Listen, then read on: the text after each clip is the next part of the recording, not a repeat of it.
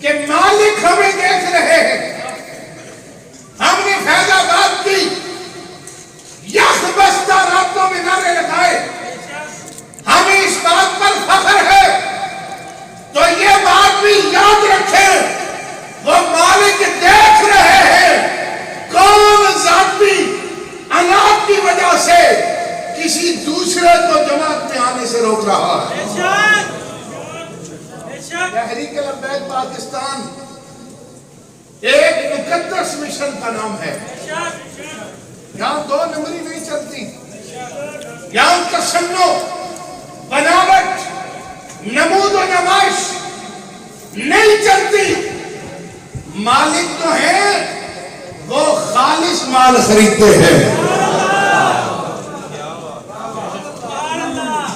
کھوٹا مال تو پاکستان میں نہیں چلتا.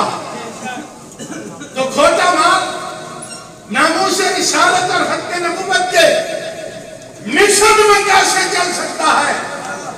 یاد رہا میرے بزرگوں، دوستوں اور بھائیوں، آج سے ہم نے اپنے بازوؤں کو کھول دینا. ہم نے ہر ایک کو دعوت دینی ہے. پھر ہمارا مسئلہ کیا ہے؟ ہمارا مسئلہ اچھا جی آپ نے دعوت دی فلاں بندے کو، نہیں وہ 2017 میں ہم گئے تھے وہ ہمارے ساتھ شامل نہیں ہوا، لہٰذا یہ غدار ہے، اس کو تو ہم نے پوچھا ہی نہیں. بھائی یہ آپ کو کس نے کہا ہے؟ یہ امیر مجاہدین کی تعلیمات ہے؟ یہ اسلام کی تعلیمات ہے؟ میرے آقا مولا کو تو پتھر برسائے گئے لیکن آپ نے تبلیغ پھر بھی جاری رکھی. آپ نے یہ نہیں کہا کہ ایک دفعہ کہا ان کو کلمہ نہیں پڑھا بس چھوڑ دو، اب ان کو تبلیغ نہیں کرنی. ہم بندے عاشق رسول ہیں، بندے حضور کے غلام ہیں، اور حضور کے نقش قدم پر نہ چلیں تو پھر ہم سے بڑا محروم کیا کون ہو سکتا. اگر ہم لوگوں کو ڈرا رہے ہیں کہ اپنی آخرت کی فکر کرو تو پہلے ہمیں اپنی آخرت کی فکر کرنی چاہیے. آپ لوگوں تک دعوت لے کر جائیں. کوئی عالم دین نہیں چلا، اس کی اس وقت مجبوری تھی، اب حالات بہتر ہے، اب وہ آپ کے ساتھ چلے گا. ہر آدمی قربانی نہیں دے سکتا، ہر آدمی کے حالات ایک جیسے نہیں ہوتے. میں آپ سے ایک سوال پوچھتا ہوں.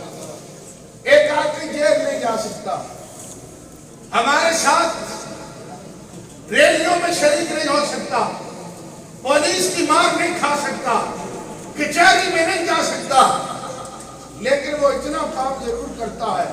وہ کہتا ہے یار میرا نام نہ آئے لیکن لنگر اگر سال پورا بھی چلانا پڑے تو میں پیسہ دینے کے لیے تیار ہوں. تو آپ کی نظر میں وہ بھی تو غدار ہی ہے نا.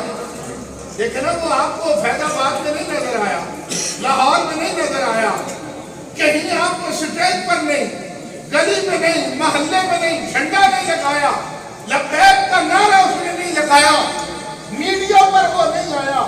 وہ ہے تو غدار نا. آپ کہتے ہیں نہیں وہ غدار نہیں، اس لیے کہ اس نے اپنا مال حضور کی راہ میں لگایا ہے. تو اللہ کا واسطہ ہے اپنی ڈیمانڈ تھوڑی کم کر دیا کرے. بندہ گرفتار ہو جائے، آپ کہتے ہیں یہ جی جان بوجھ کے گرفتار ہو گیا.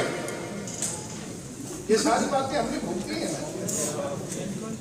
بندہ گرفتار ہو جائے کہتے ہیں جان بوجھ کر گرفتار ہوا ہے، اور اگر گرفتار نہ ہو تو کہتے ہیں یہ بھاگ گئے. کسی حال میں آپ خوش نہیں، کسی حال میں آپ خوش نہیں. امن سے جلسہ ہو جائے تو آپ کہتے ہیں ہمیں مزہ ہی نہیں آیا. جب تک ڈانگ چھوٹا نہ ہو ہمارے ساتھ مزہ ہی نہیں آتا. پرامن جلسے کا تو ہمیں مزہ آتا ہی نہیں. یہ ہمارا مزاج بن گیا. اپنے مزاج کو ہم نے بدلنا ہے اور ناموس رسالت اور ختم نبوت کی جو بات ہے اس پر کوئی کمپرومائز نہیں. باقی سیاست ہم نے کرنی ہے، اور سیاست کے لیے بھی یہ بات ذہن نشین رکھیں، شیخ الحدیث سے لے کر ایک چرسی تک کی ووٹ سیاست میں برابر ہے یا نہیں؟ اچھا بندہ بڑا مومن بنے وہ کہے اچھا نہیں جناب میں نے تو بس اولیاء کاملین سے ہی ووٹ لینی ہے، چرسی کے پاس تو میں نے ووٹ نہیں مانگی، پھر ماشاءاللہ تعالی صبح قیامت آپ کی پوزیشن اس لیے رہے، یہ بات آپ کو یاد رکھیں، ناراض نہیں ہونا، اس لیے کہ یہاں پر معیار ووٹ ہے، علم نہیں، فضل نہیں، ہنر نہیں، یہاں معیار ووٹ رکھا گیا ہے، ووٹ چاہے فرشتے ڈال جائیں، چاہے چرسی بھنگی ڈال جائیں، چاہے اولیاء کاملین ڈال جائیں، جس کے ووٹ زیادہ ہوں گے وہ جیت جائے گا۔ ووٹ زیادہ کرنے کے لیے آپ کو ہر شخص کا ووٹ دینا پڑے گا۔ اس میں پھر ایک اور مسئلہ آ جائے گا، ہم کسی کے پاس چلے گئے اسے دعوت دی جناب آپ ہماری جماعت میں شامل ہوں، جیسی ابھی مرکز کی طرف سے ہمیں آرڈر آیا ہے کہ مختلف سیاسی دھڑوں کو آپ دعوت دیں، آپ کی جماعت میں شامل ہو۔ اب ظاہر ہے مختلف سیاسی دھڑے ہیں تو میں نے لوگ توڑنے ہیں نا مختلف جماعتوں سے، نہیں تو پیدا ہونے نہیں، وہی پرانے لوگ ہیں، کسی کو تبلیغ کرنی ہے، کسی کو ناموس رسالت کے نام پر جماعت میں لانا ہے، کسی کو سیاست کے دور پہ سمجھا کر اپنی پوزیشن بتا کر اسے اپنی جماعت میں لانا ہے، اب اس کے لیے بیٹھ کر مجھے اس سے ڈائلاگ کرنا ہے، اس کے ساتھ ہم کلام ہونا ہے۔ اب تصویر صبح آ گئی، یہ بہت بڑا غدار ہے، یہ تو اس سے پیسے لے رہا تھا، آپ کا کام کون کرے؟ کوئی آدمی اپنی پگڑی نہیں اچھلوانا چاہتا، لوگ کام کرنا چاہتے ہیں، آپ کو اتنا یقین کامل ہو اپنے ممبر پر، اپنے کارکن پر، اپنے ذمہ دار پر آپ کو اتنا یقین کامل ہو کہ یار اس کے پاس دنیا کائنات کے خزانے لے آئے، یہ ناموس رسالت کے مشن سے غداری نہیں کر سکتا۔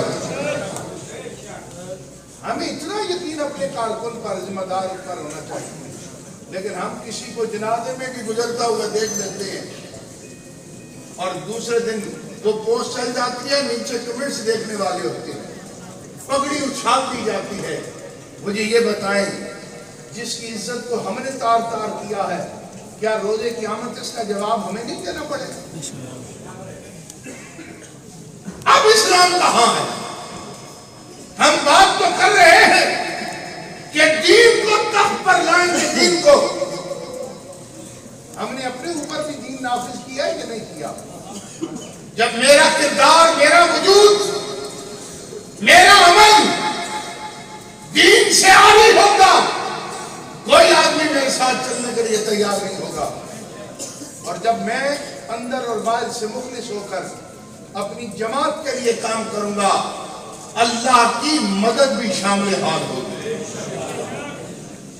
ایک اور ہمارے ساتھیوں کے ذہن میں بھی بات بیٹھی ہوئی ہے کہ جی قبلہ امیر مجاہدین فرماتے ہیں بس میدان لانا سادہ کام ہے، اللہ کی مدد آ جانی ہے۔ بھائی کب امیر مجاہدین ساؤنڈ سسٹم کے بغیر فیض آباد آ گئے تھے؟ یہ ٹرالے کے بغیر ہی آگے تھے؟ ساری دنیا کی آپ کے پاس انتظامات موجود ہو، ہمارا بھروسہ اس پر نہیں، بھروسہ اللہ کی ذات پر ہے۔ حضور بدر کے لیے نکلے تو پہلے ہتھیار لیے کہ نہیں لیے؟ ساز و سامان لیا کہ نہیں لیا؟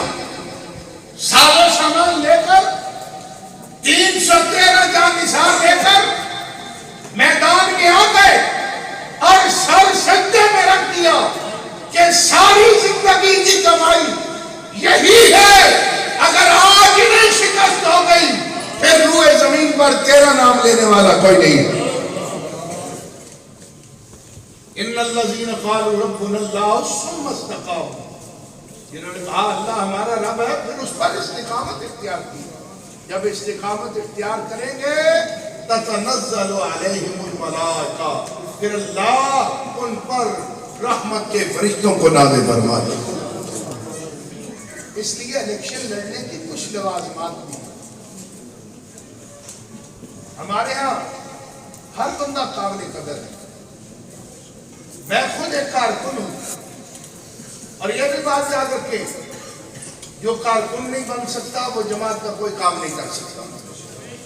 ہم نے راولپنڈی کے کھمبوں پر بینر ان ہاتھوں سے لگائے، ساری رات مری روڈ پر موٹر سائیکل لے کر، گاڑی لے کر، لیوی کے ڈبے اٹھا کر پوسٹر ہم نے اپنے ہاتھوں سے لگائے ہیں۔ ہمیں پتا ہے کہ فیلڈ میں کام کیسے ہوتا ہے، بینر کس رخ لگے تو وہ دیدہ زیب ہوتا ہے، کیسے بنے کیسے دکھائی ہو تو وہ بہتر پڑا جاتا ہے، کس انداز سے پوسٹر چشمان کیا جاتا ہے۔ جب تک آپ یہ کام نہیں کریں گے آپ کامیاب نہیں ہو سکتے۔ کارکن کو حوصلہ دینا پڑتا ہے۔ امیر المجاہدین خطاب کر کے 5 اسٹار ہوٹل میں جا کر آرام نہیں کرتے تھے، پروٹوکول نہیں لیتے تھے۔ یہ نہیں کہ امیر المجاہدین کھانا اور کھا رہے ہیں اور کارکن اور کھا رہا ہے۔ اگر دال آئی ہے تو امیر المجاہدین نے بھی دال ہی کھائی ہے۔